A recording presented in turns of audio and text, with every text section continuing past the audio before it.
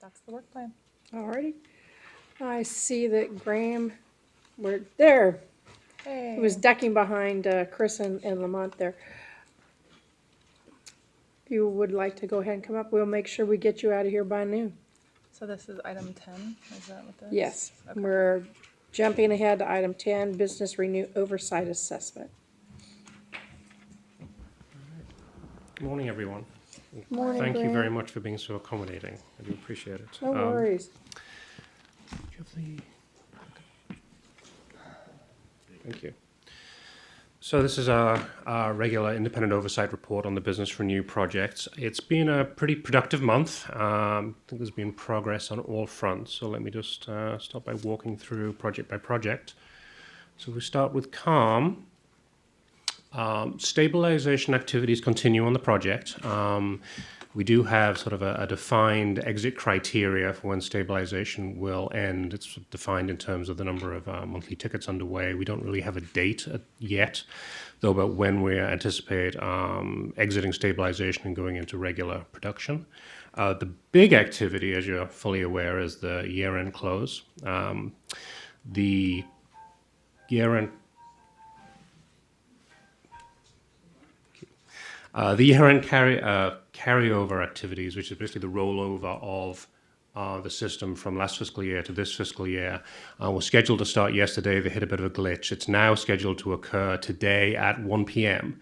So at 1 p.m., the system will be closing down to do the rollover from the last fiscal year to the current fiscal year, with the plan to reopen at 7 a.m. tomorrow for New Year processing. The budgets have already been loaded in for 13 and 14, so as of tomorrow, system should be open for business for the new fiscal year. The activities that are still ongoing are the development of the Release 1.5 reporting, which is the functionality that will assist in generating the financial reports for the fiscal year, and those are partially complete. I think there are about 6 of them in production right now, the rest somewhat still in development, so it's a little bit uncertain at this point when the reports will be completed, but the actual fiscal year rollover is scheduled to occur today. Release 2. Before you go, Go. Can I just ask? go ahead, about- Sharon, and sorry. I have a question too. Okay. Okay, so I'm sorry, Graham, because honestly, this world is confusing to me. All the acronyms, all the names of all these projects get a little. So Business Direct is part of CARM. It is CALM. It is It is the CALM. name It's of the the same. system that the CALM project has implemented.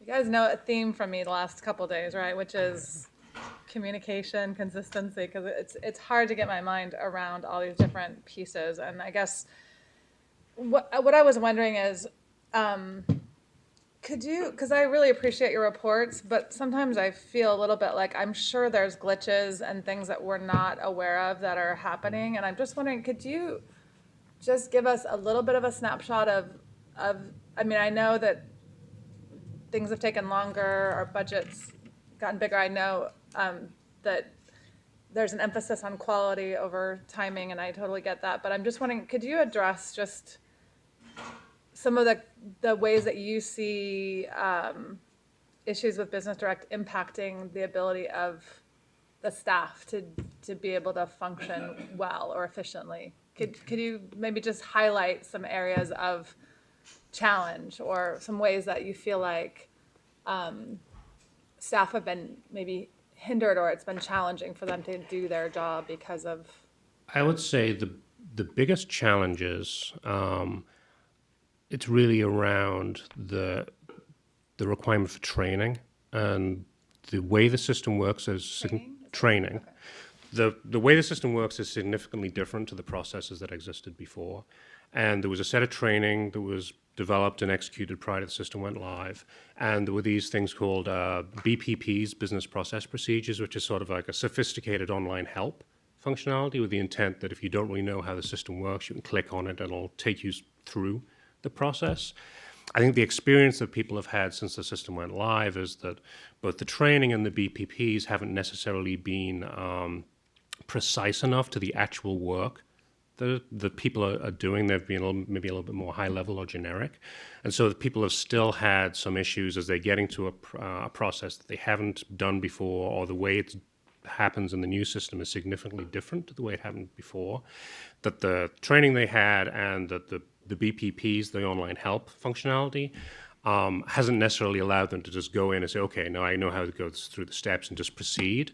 So there's been quite a lot of requests for assistance, either from super users, and Robin's been putting out blog posts with, updates to the, how to do this and particular functionality that's being updated as the project goes on. But that's sort of been a general theme, I think, that people have felt that the training, while it was useful as a grounding, hasn't necessarily enabled them to walk in at full productivity. And that's something that will be requiring continuing attention as the project goes forward or the system goes forward, in terms of making sure that people have appropriate either remedial training or online help, or access to people who know the system inside out. So as they have issues, they can go to people and say, how do I really do this?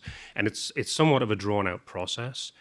As people are getting used to using the system, they're getting better at it. But a lot of the transactions are not things that people necessarily do every single day. So they'll come across a transaction that, hasn't been done before. They've only done it, once a month.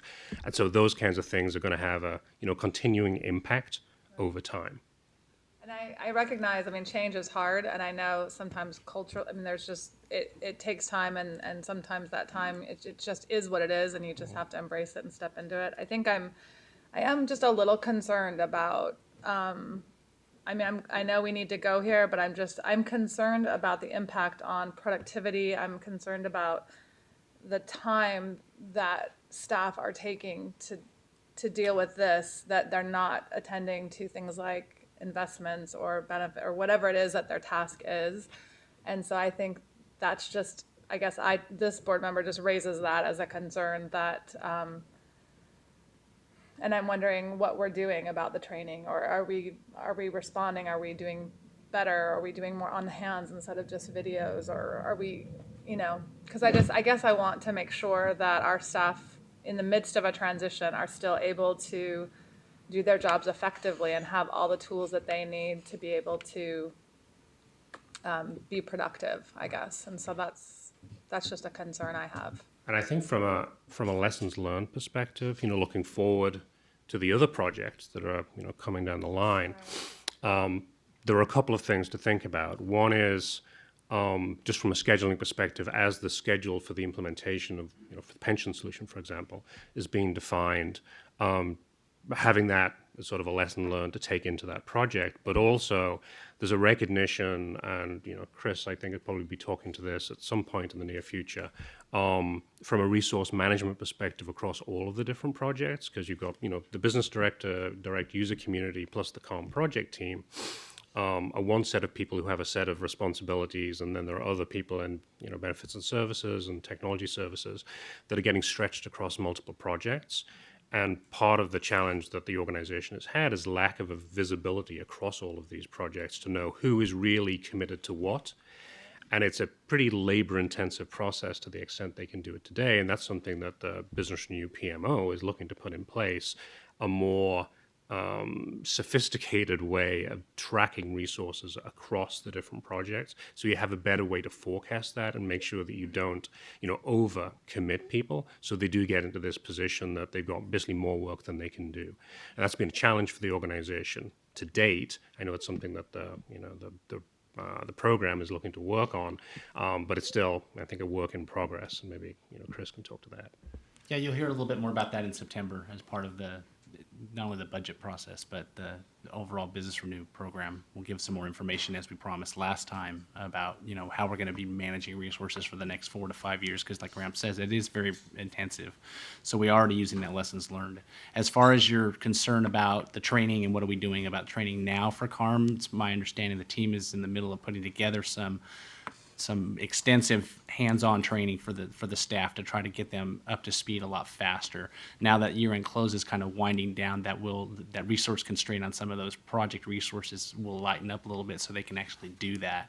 So I expect within the next couple weeks to a month that they'll be able to have a lot more hands-on training and interactive sessions, because like Graham says, a lot of the training that's provided, it's kind of what's out of the box kind of processes, but most of the problems that we're having, because it's a new system, are the non-standard kind of problems. So they'll be able to have a real interactive session where you can learn from the peers as well as the experts.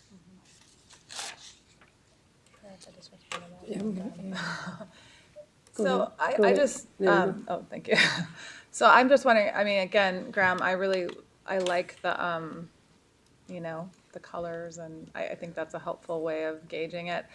I know for myself, as you continue to report out, I guess I would like to hear some anecdotal information about, maybe even some real specific examples of, things that have been challenging for particular departments, or, because again, I know that our job is really to provide oversight. We're not we don't want to micromanage, or, but again, I think, just my concern is that people are able to do their jobs effectively. And again, in the midst of a transition, I think it's just key that we give our folks the tools they need to do to continue to be effective, even in the midst of changing the system. So if you are able to provide maybe a little bit more kind of anecdotal reporting about some of the challenges, that would just help me, because I don't know, it's easy to just kind of go, oh, everything's going okay. And I guess I would like to have a little bit more of, what are the challenges as well. We'll take that as an action for the next report that we do. That And would be I great. think what we'd probably want to do is approach it from a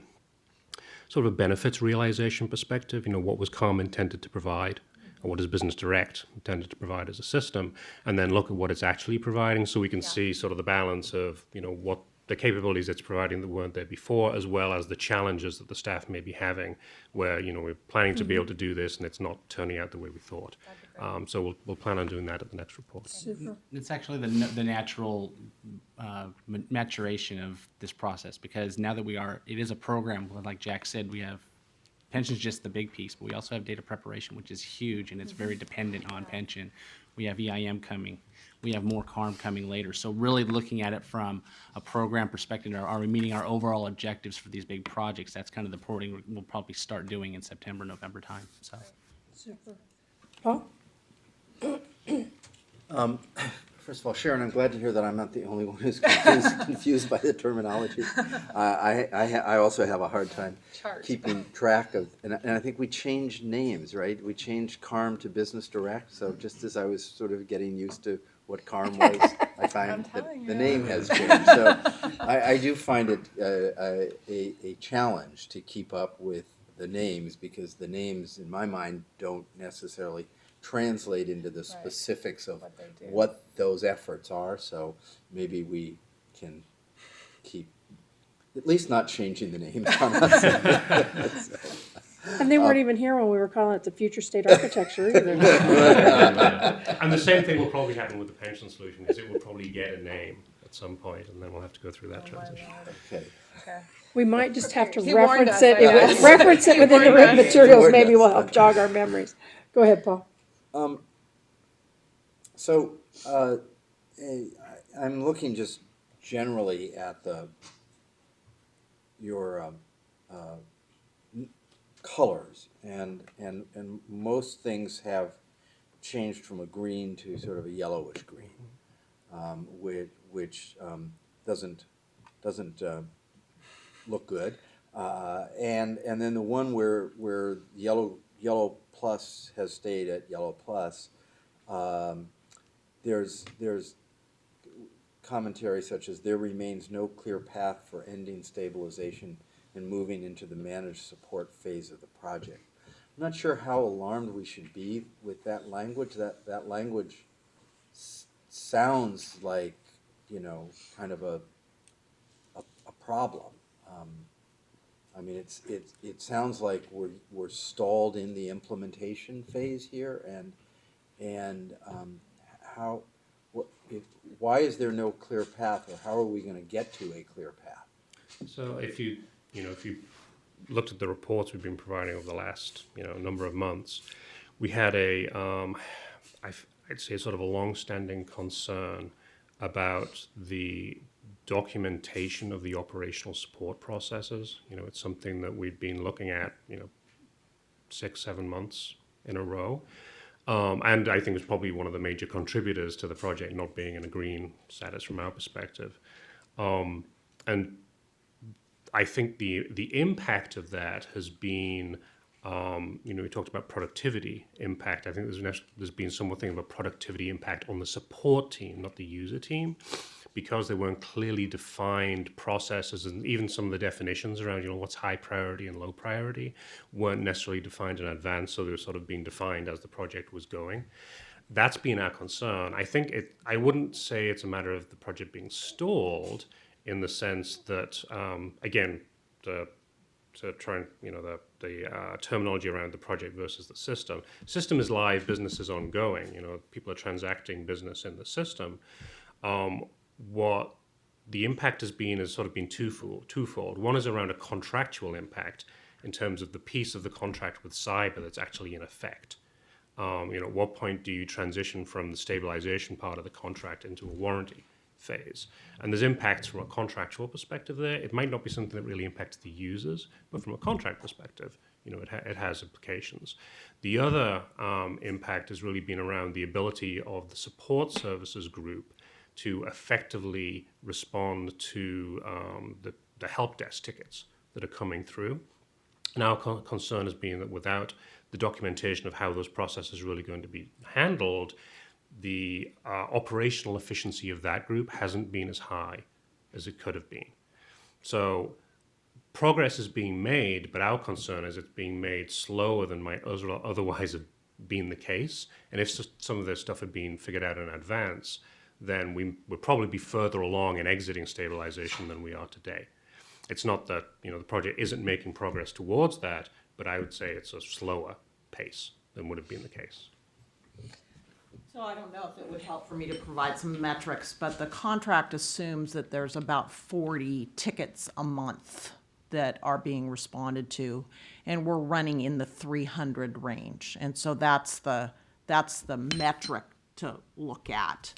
And so we've been stable at that number. It's not that the number is changing, it's just much higher than was assumed when the ongoing services contract was negotiated. So what we've done to mitigate that is we've purchased additional support in this operations period to deal with that level of input from our end user community. And to get us through this year-end transition process. So I think that, again, I'm not the oversight here, but I can provide you with the business and the sponsor perspective is that we've got a disconnect between the anticipated volume of tickets post-implementation and what we're seeing. And is that's because users are just still not familiar with the new system, and so they're... Well, it's a combination of things, and I think this is part of what Graham was explaining as well. We have warranty tickets, we have things that are not working as designed. We have the typical, what I'll call the more frequent or expected, we thought it was gonna work this way and it works this way, and so how do we make that work for our business? We have tickets related to converted data.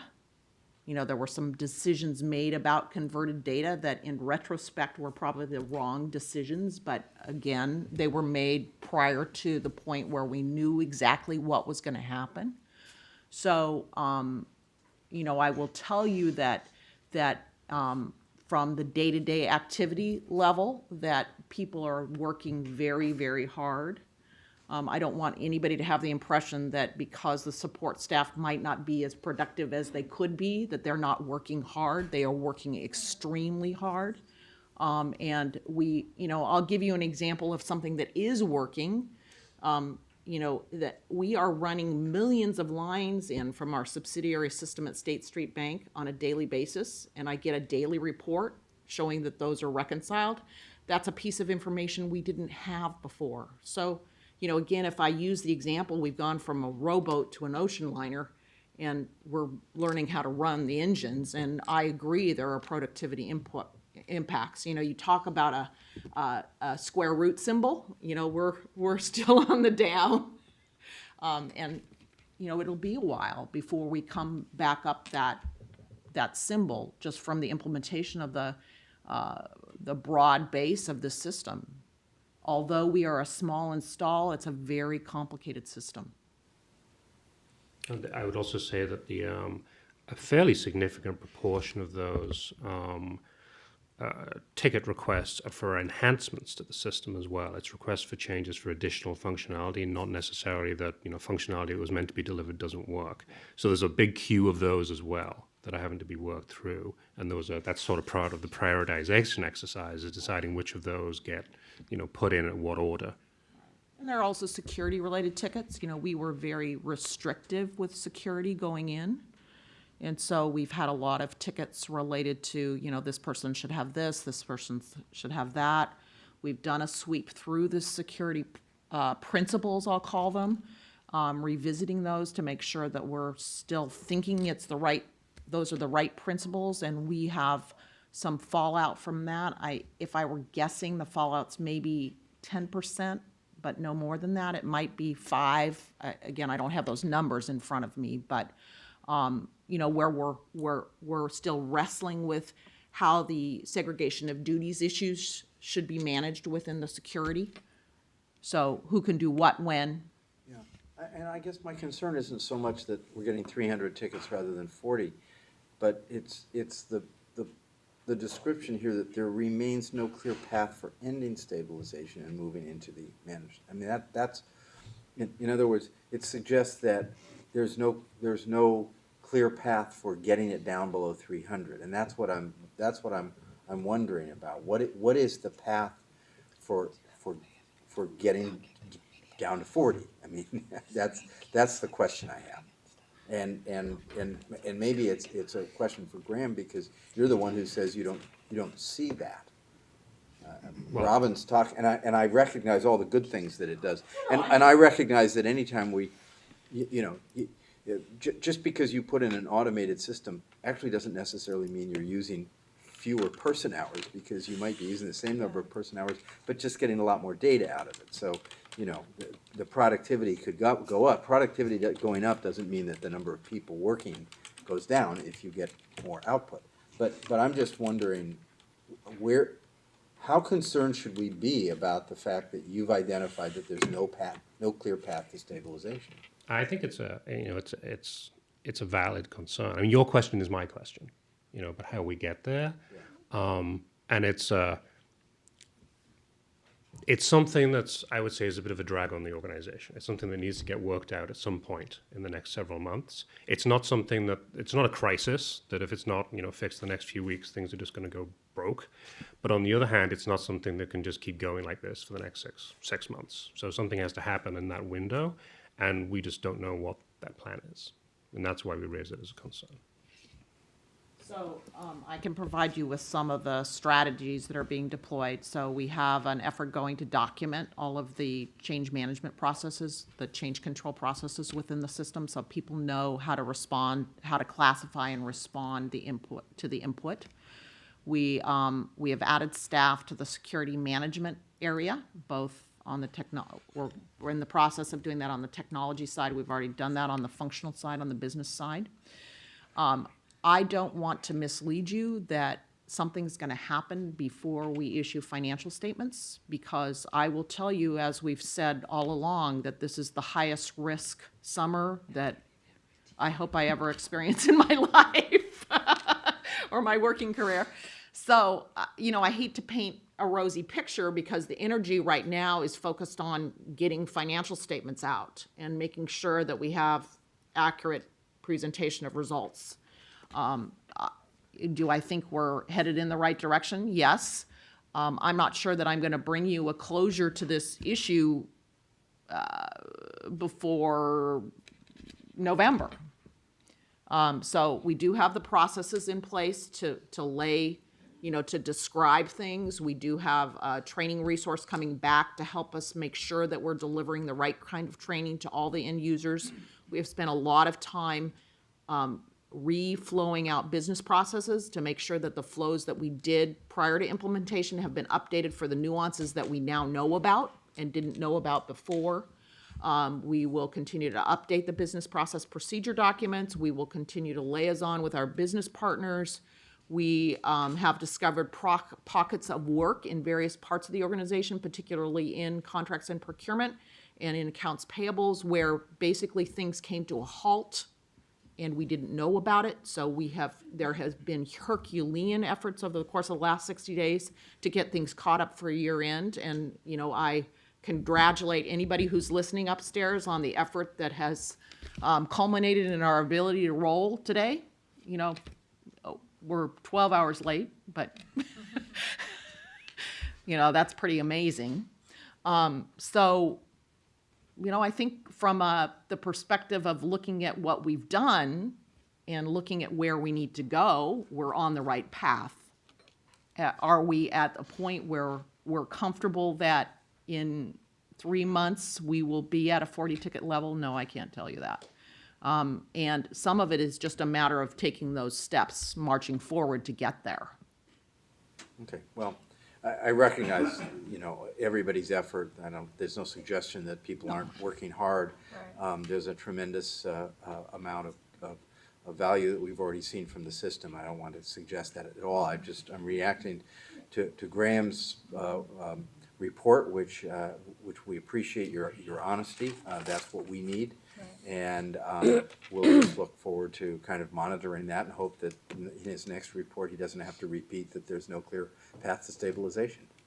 And I think, Sharon's suggestion about doing a sort of an assessment of where is the system from a results, actual business results. We talk a lot about cost and schedule and in terms of actually delivered functionality and people being able to do the business. I think that's a very good idea, and it's right now is sort of the right time to do it. There's been enough time that it's still not quite there, but it's in progress.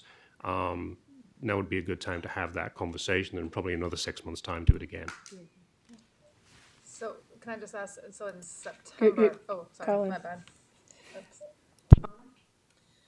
Can you talk a little bit more about what do you mean by saying the team does not appear to be managing the project from the approved schedule? From that, sorry, say it again. From the approved schedule?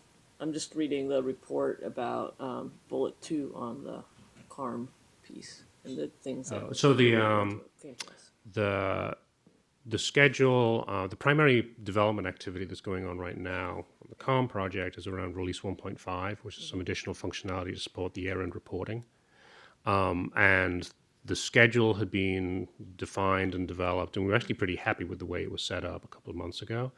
But over the last 6 to 8 weeks, the team has sort of stopped using the schedule as a tool. It had been implemented, had a set of dates associated with it, but then the team were using a set of offline Excel spreadsheets and things, trackers to track progress, but not updating the schedule itself. And our concern around that is it limits your ability to really forecast when things are really going to happen. Because the schedule becomes out of date. It's not really a tool anymore. It's just a reflection of what you thought would happen 6 or 8 weeks ago. And so that's our primary concern there. It really limits your ability to forecast when you're actually going to be able to complete the activities. Any relationship between that and some of the slippage that you've seen in data preparation or some of the other areas? No, that is separate, and I can talk to those when we get to that. But that's a separate issue. All right. Can I jump in real quick? Yeah, you can. So, just a general question, where you're bringing us concerns that you have, you're expressing those concerns with the project crews also, correct? Yes. And is there ever a circle back to see if that loop gets closed, that if your concerns have been resolved? Okay. Every month we do that.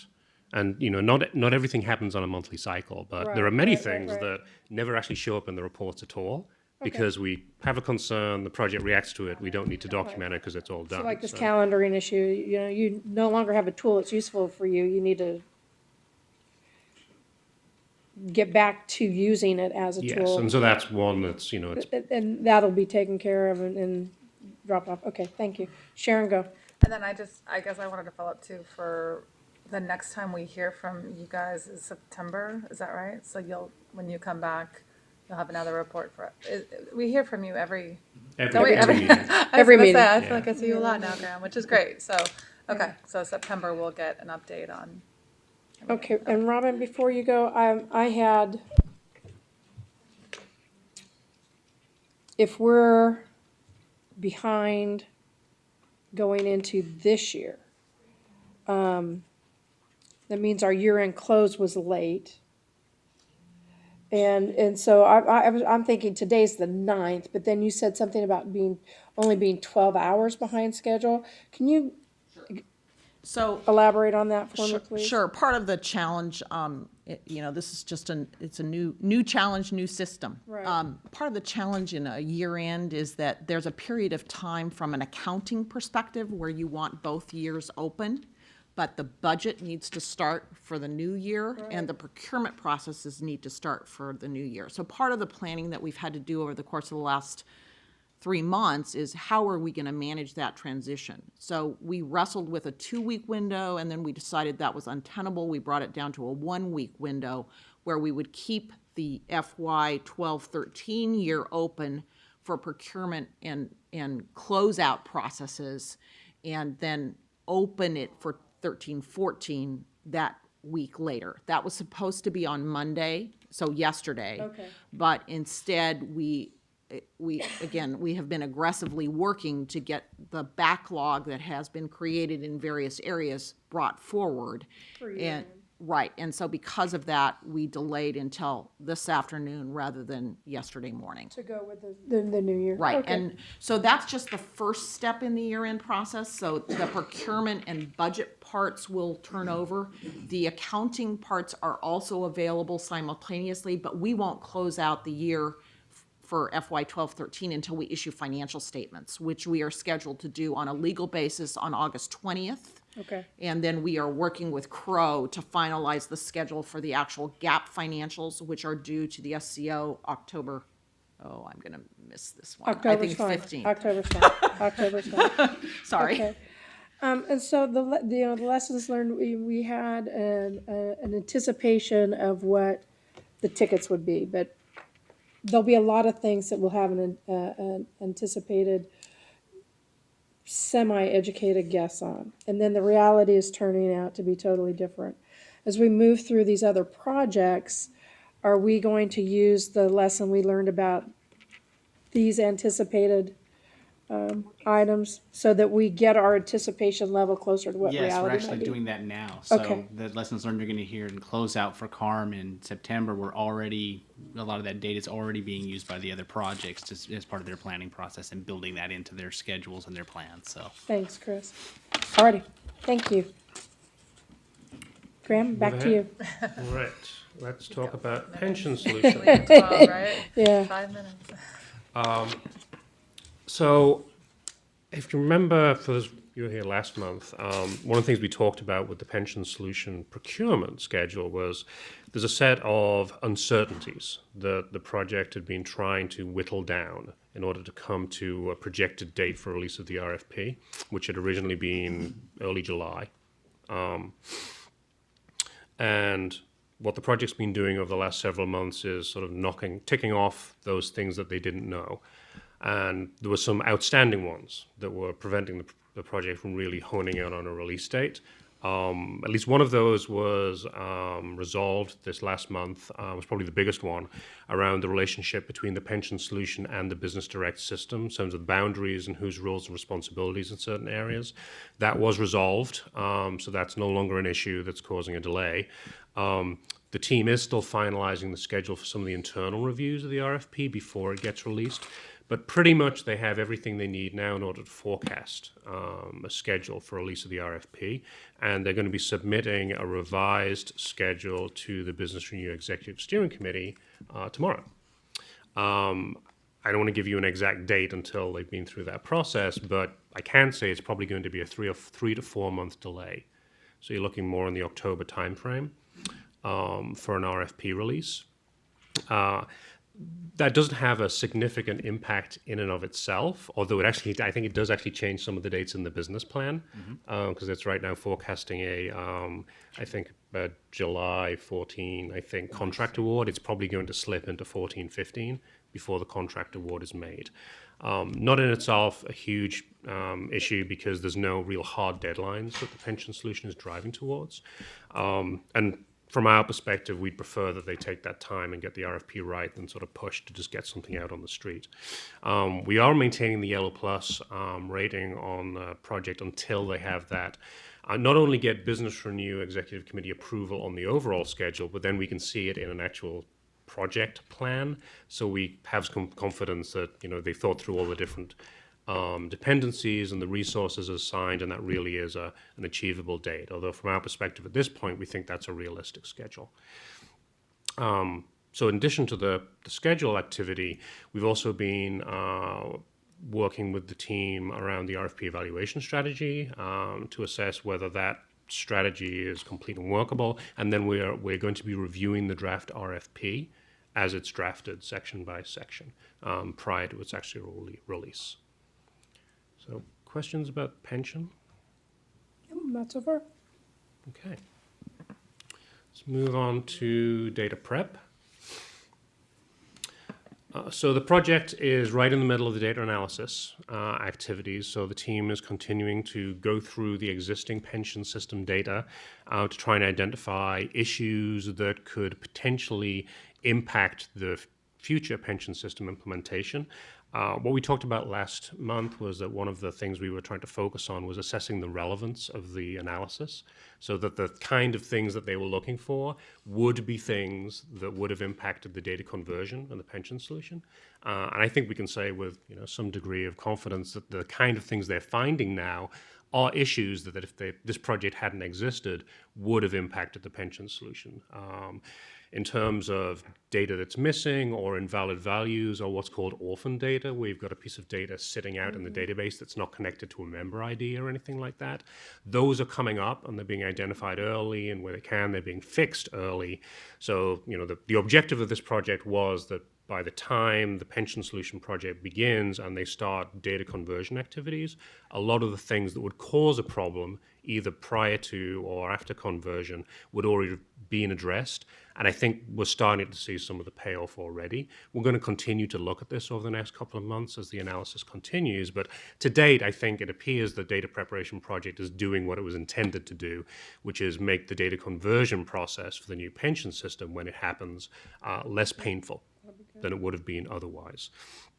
The project team is reworking the schedule, but that's one where it's sort of a different situation, where they actually have very good schedule management practices on this project. It's a good schedule. It's updated regularly.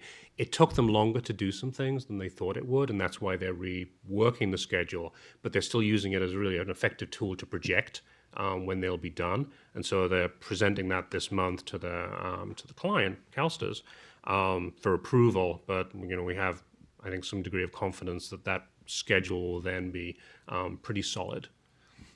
The other thing that happened this month is we had a concern last month that we talked about, that some of the contract staff who were supporting the project, their contracts were going to expire at the end of June, and there was a concern about a gap in service because they wouldn't be extended in time.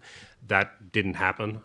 There was a rush made to make sure that those contracts were extended, and they were prior to the end of the fiscal year, so there was no issue there. You know, that risk is closed. So again, that gives us a greater degree of confidence that the project's going to be able to maintain the schedule that they planned. So that's summary on data prep. Any questions on that? Nope. Okay. Final project is Enterprise Information Management. We talked about this for the first time last month. Just to remind you, the intent of this project is to assess CalSTRS' level of maturity around information management practices, and then put in place a target state, a gap analysis, and then ultimately a roadmap that will basically set out a plan for how CalSTRS will become more mature in the area of managing information as a strategic asset. And it has impacts potentially to a lot of the other Business Renew projects. Where the project is right now is that the target EIM plan and the gap analysis, which basically says where is CalSTRS today versus where they would like to be in an ideal state, how big is that gap, that has been delivered. The deliverable that is in process, the main one, is the roadmap. And this is intended to be a plan, basically a step-by-step plan, some near-term actions and some long-term actions that will enable, if CalSTRS follows it, the organization to manage information in a more structured manner, facts in one place, identified stewards for information, and making better use of the assets from a data quality perspective as well as a reporting and analysis perspective. Our continuing activities around this project is monitoring the schedule. There have been several delays. It's been pushed out another couple of weeks. I think we're anticipating August probably is when this part of the project will wrap up. And then validating that the deliverables are really going to be useful for the organization, and that they're not just things that end up sitting on a shelf, but they actually have some actionable, realistic activities that CalSTRS can start to take action on in the near term. And so that's really our focus. And this is what you'll hear from Brian and I in September as well. You'll see what the roadmap is and how that's going to intertwine with Business Renew and the organization as a whole. And one of the reasons for a bit of the delay is you have a lawyer as a sponsor, and I'm reviewing all the written materials. I think it's taking a little bit longer. Alrighty. Any questions? Sharon? I just have maybe an information request, and I don't know if we've had this in the previous board materials, but I just know it would be helpful for me to perhaps in the next meeting have a page or two, just like we do with the investment committee, where we do a asset class at a glance. Could we do that for the different projects that we're looking at? And I was kind of writing down, could we even just have the name of the project and then the AKAs, like what has it been called before in parentheses, so that we kind of have a sense of that? And then the departments that are affected, what is it supposed to do? Just some tangible, like this is, CARM is going to do A, B, and C, and just kind of as concise as possible, like on a one-pager for Reminders. each project. Yes, yeah. Could we do that? Yes, you will have that in September. Okay, It's already in the works. awesome. Thanks. Yay! But put the AKAs on there too, because I'd like to kind of, given Paul and I's comments, like what was it called before, and maybe just entitle it with what you are calling, what CalSTRS we institutionally are calling it, hopefully ad infinitum. So, thanks, Chris. The umbrella, future state architecture. Alrighty. Grim, I think that closes 12 up. o'clock. We got you out of here almost on time. So thank you very much. Thank We you, appreciate Graham. it. It was very more in depth than we've done in the past, so I'm glad we went there. Thank you. Thanks. Alrighty, time check. We do have a time certain at 1. We'd like to fit in lunch sometime. We still have 4 work plans to go through. Board governance, that was Michael, who's vice chair. Terry, you want to buzz in and we'll get you started?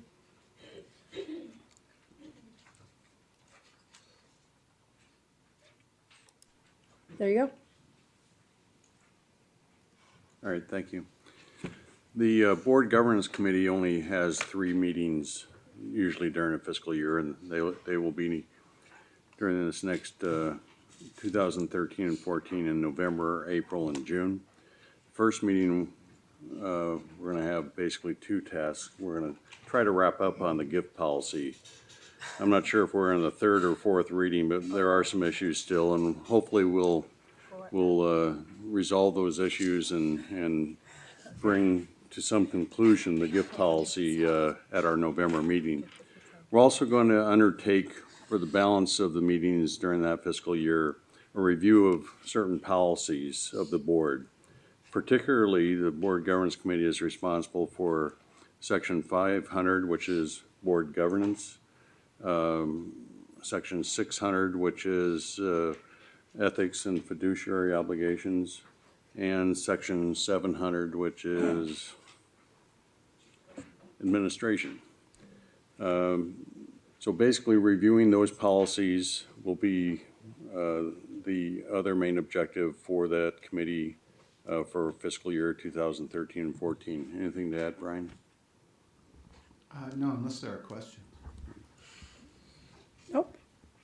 Thank you, Terry. That means compensation. That's me. And I'm going to turn it over. Oh, where did Cassandra go? I could do. Okay, so ledge if you let's want. go ledge. Okay, get back when she comes back. And then we'll give her some time. Okay. Go ahead, Colin. So, oops. So the work committee for the Ledge committee for this next year, we'll have 4 meetings, November, February, April, and June.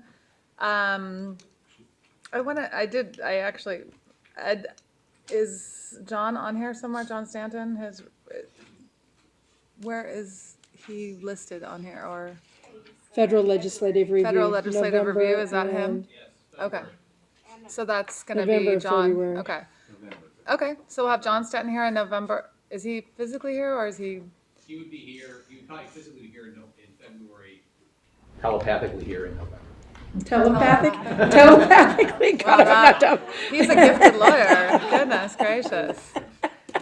And as is true of the legislative committee, oftentimes what our function is really to look at, legislation, whether we support or not. So we'll be doing that throughout those 4 board meetings for next year.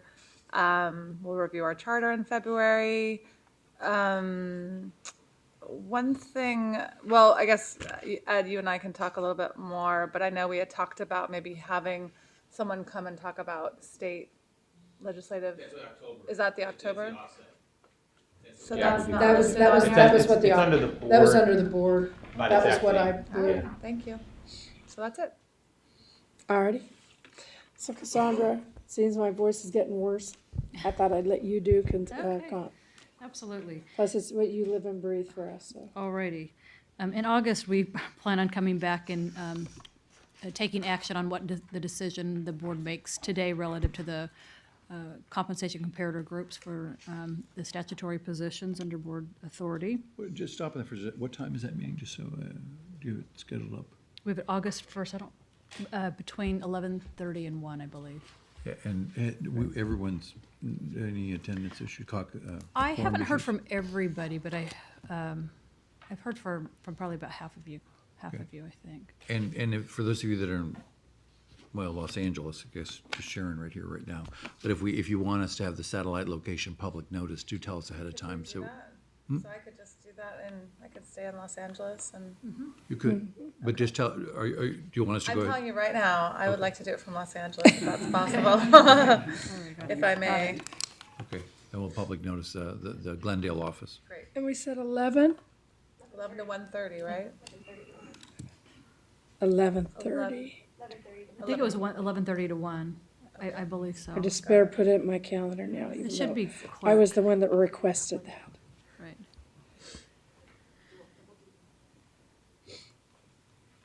Alrighty, thank All you. right, ready? Okay, so, and then September, we are going to be, again, for the second time, setting the performance standards, performance targets for the CEO and CIO, and that will be happening in closed session. And then we'll be reviewing the committee charter. This is something that we have on the committee work plan every year. This year, we're definitely going to be looking at evaluating our responsibilities around risk to ensure that we have our risk oversight incorporated into the charter. In October, this is on the board's work plan as well, but we have it here. It's the evaluation of the CEO and CIO at the board offsite. In November will be the disclosure of the incentive awards. In February, we have a couple of items relative to the investment staff positions. We're going to be evaluating the asset class incentive criteria around the different asset classes. There are some that they want to particularly focus on. They're new asset classifications, or fairly new, that we had put together the last few years, but none of them have been reviewed for quite some time, so we're going to be looking at all of them and making some recommendations on those. And then we're also going to be looking at the investment staff organization and structure and evaluating the need to establish another classification similar to that of which CalPERS has done, and bring in some other intermediary classification positions for movement within the investment series. So we're going to be looking at that. Also in February is the closed session for the CEO, CIO to discuss their mid-year performance, where they are relative to what they said they would be performing to in the September meeting. Questions? Okay. In June, We'll be looking at the committee work plan, and then we'll be adopting any changes that may have resulted from the asset class evaluation and classification study. So we'd be taking action on those items then. And that's the whole year. Any questions? Thank you. All right. And investments. Work plan for investments. Excuse me. Chris, you can feel free to come up and chime in. Excuse God me. bless you. There's a couple of main initiatives for this next fiscal year. Looking at active versus passive management in our U.S. equity portfolio, as well as looking at our California-focused investments. Is that accurate? And jump in. And then our general consultant selection, I know that's been a delayed process. So the hope is to kind of have that happen in the fall. Is that correct? I'm hoping we could issue an RFP in the fall and then find a time. Usually you do those interviews. They take about 3 hours. If we have 3 finalists, 4 hours. So find a time that would fit in your schedule. Either take up an investment committee meeting or tag it onto some part of a meeting. So on top of that, the green team, climate change will be, let's see, let me make sure I have. Those 3 are all ongoing. As Michelle mentioned yesterday, those are part of the issues that you've said are major projects to us that carry over year and year. If we were able to solve the climate change problem, we'd check that off and get it done, but I think it's going to stay. And obviously diversity is part of our long-term business plan, and internal management we're hoping to get accomplished a lot next year. Is the item that we discussed yesterday, the item 4, and we were talking about, we've established our risk tolerance, but now looking at asset classes, is that something that we need to modify for the September? It will be now on your September agenda. Hopefully that will just be a wrap-up of a single item and approval where you would approve your final asset allocation targets and approve an implementation plan. Then it would just fall into the regular reporting that you get during the year of how we're doing on that. But it wouldn't become another, hopefully, unless you want me to bring the model back, we won't go to another long project. So I'm not going to go into all the minutiae. There's a lot. Obviously, you guys can see the agenda. There's a lot on the work plan for this next year. Do you want to highlight some things, Chris or Michelle? Thank you. Yeah, the one thing I would highlight is we've really tried to work at looking at your reporting and streamline the annual reports that you get, and moved many of them now to that very bottom line where they'll go directly to the web out there for the public. We'll have it listed in my CIO report with a hyperlink so that you can go view that report, but we're trying to find ways to cut down on the size of the packet. If it's online, then we can also even embed videos and do some pretty cool things for the public. So we're going to try that out as an idea. But there are some reports we know you love, like the California report, the Green report, corporate governance.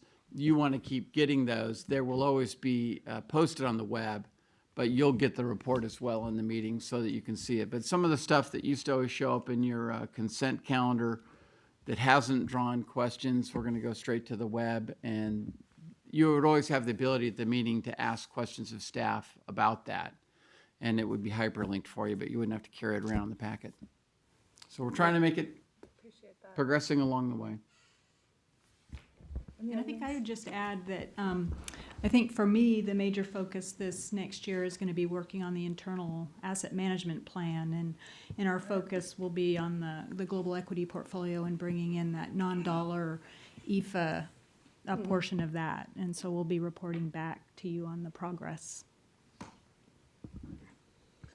Just, just Chris wasn't here when you mentioned the earlier thing. Just Chris, they wanted to add just in September a brief report on the home loan program, not just kind of where you are with the new servicer and all that kind of stuff. So you can add that on the September agenda.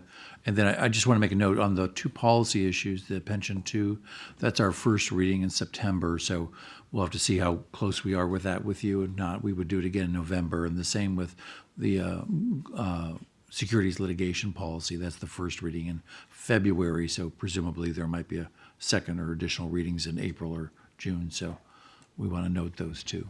Yeah, that always goes with all of our policies, is they're listed on there as your first reading. Sometimes it goes through, but like Jack said, it could easily follow on for second, third, and hopefully not fourth readings, but. Just trying to spread the word out. Are you good? You can delete me. Okay. Paul?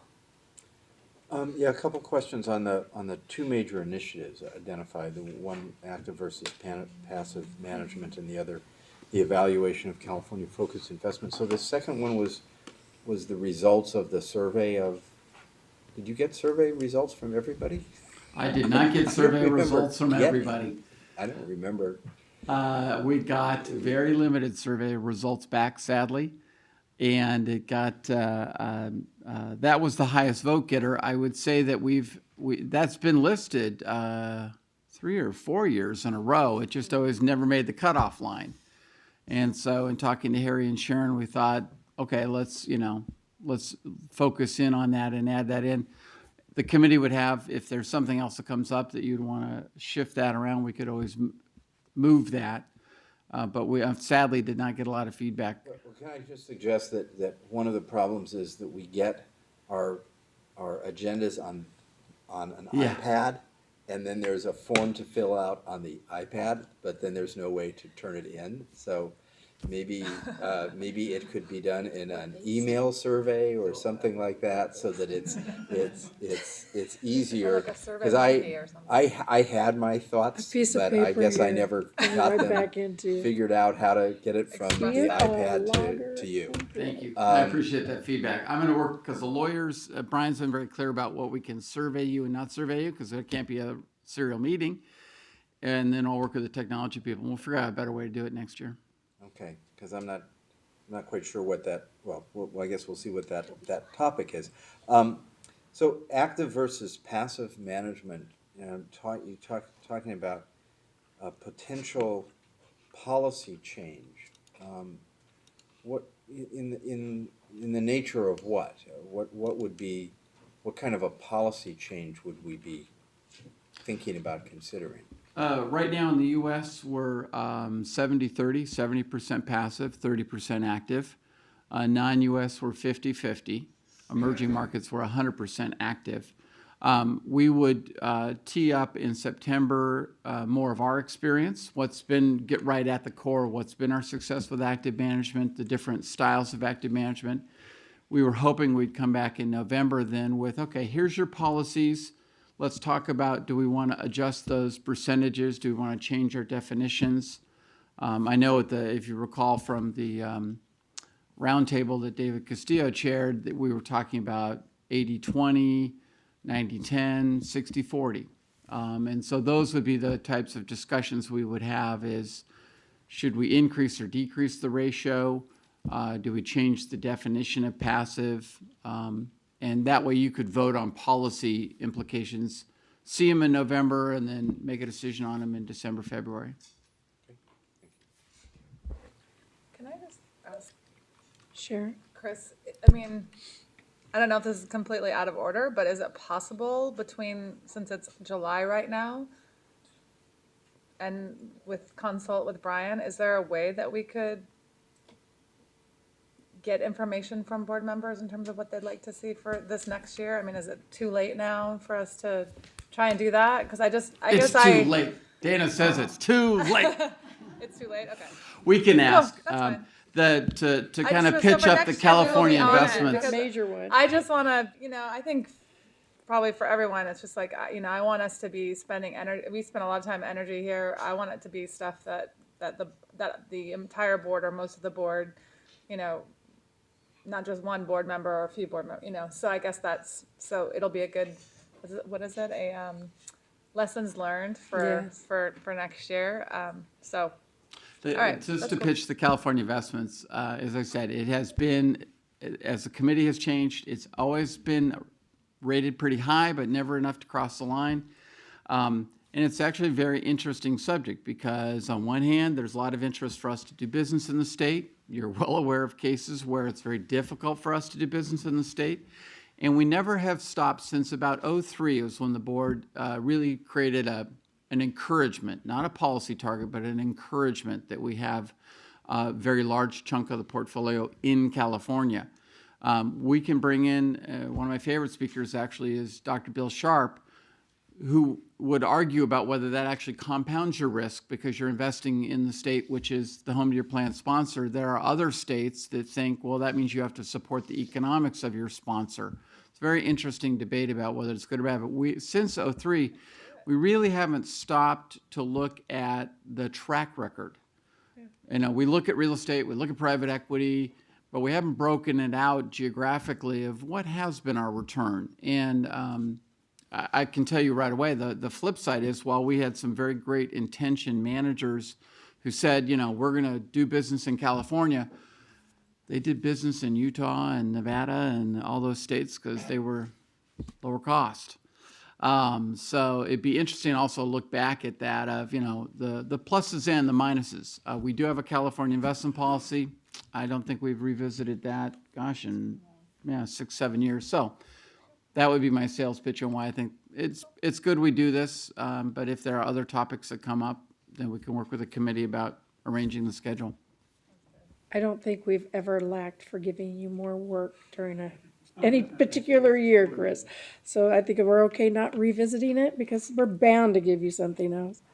Paul? Yeah, I was actually just going to comment on sort of the process of making these decisions, because I sort of think it would actually be a good thing for us to discuss at the board rather than just vote. But you know, so that we could understand why some of those things are on there. But that's that's for next year. And in the past, we've had the ability to do that, but the last meeting where we made those decisions was such a wonky kind of meeting that it didn't lend itself towards that.